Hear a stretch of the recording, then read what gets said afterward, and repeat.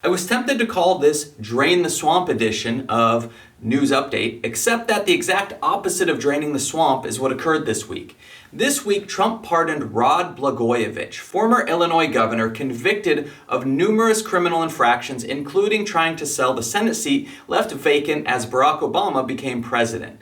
This man was literally caught on tape. You can look it up. There isn't much room for interpretation. This is the biggest problem we have in government right now. Big money literally trying to buy bills and representation. If we can't get this kind of behavior out of politics, the tatters that currently remain of democracy will be completely swept aside as well. So instead of sending the message that these kind of crimes will not be tolerated, we are instead sending the message that it's such a minor offense that people should have their sentences reduced.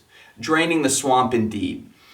A lawyer representing Julian Assange told a London court that Trump offered Julian Assange a full pardon if he was willing to publicly state that Russia had nothing to do with the Democratic National Committee leaks. This brings up two interesting points. So remember, WikiLeaks released the email hacks from the Hillary Clinton campaign hours after a damaging video of the president degrading women went public. This obviously was to give cover to the embarrassing news to Trump, which shows, which is already well known, that Assange was pushing for a Trump win. So if Russia was really not the entity who handled over the emails to Russia, then why would Assange not go for this deal? Gaining his freedom by stating true facts, what's the downside? Well, the easiest conclusion is that the statement is not true. For more of this, see the Mueller report and literally open to a random page and start reading. I don't think you'll be able to get more than about 10 pages without the mention of Russians under the name of Guccifer 2.0 releasing documents.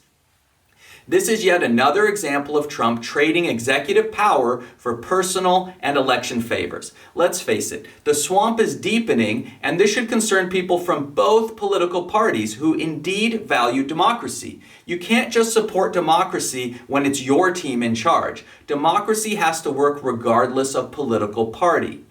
Then Trump pardoned Paul Pogue. Who is Paul Pogue, you ask? Well, let's take a look. Paul Pogue pleaded guilty in 2010 to underpaying his taxes by about $500,000. Before that point, the family's donations to Republicans did not surpass $10,000 annually. Those donations took a big jump to over $200,000 recently to Donald Trump. So the family donates $200,000 to Trump, and months later, Paul Pogue is pardoned. This is evidence you don't need to use the words quid pro quo for it to be politically corrupt. Once again, Trump is so busy draining that swamp, he might as well put a sign on the front of the White House that says open for business and at dirt cheap prices to boot.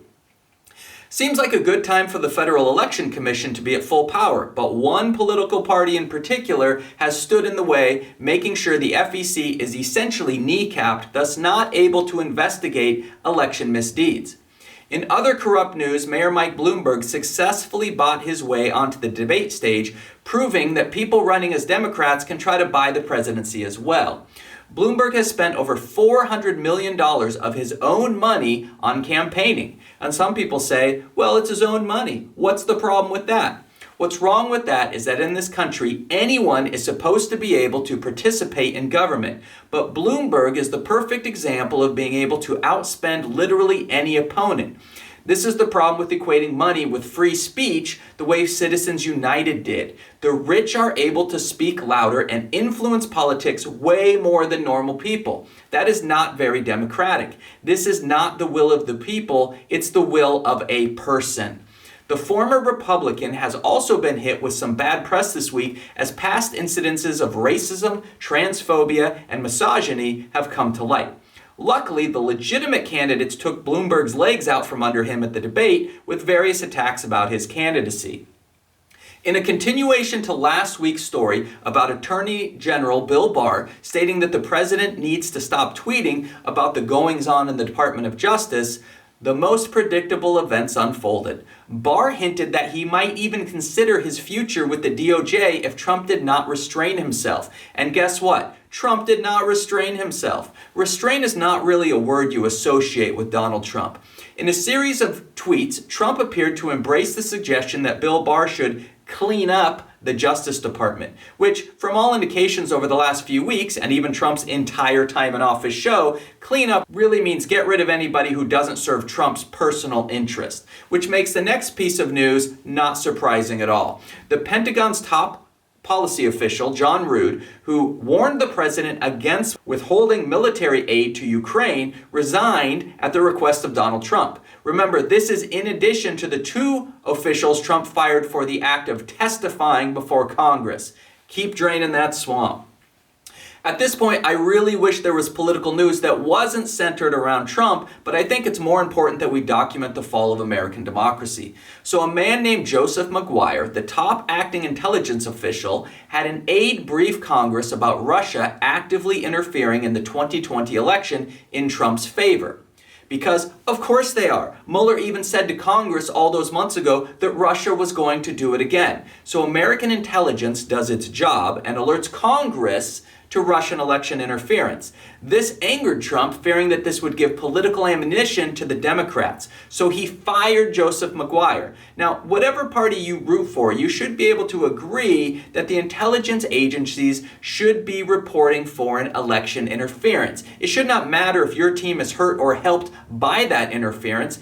Everyone should condemn it. It is of interest to note that Richard Grenell, Trump's replacement for McGuire, has no experience or background in intelligence, but is chosen to be the top intelligence official in the United States. Are we really surprised that a man whose catchphrase was literally, "You're fired," is firing people who don't act in complete servitude to him and replacing them with yes men and henchmen? If we aren't careful, our elections are just going to come down to who has the best hackers, Saudi Arabia and Russia, or China and North Korea.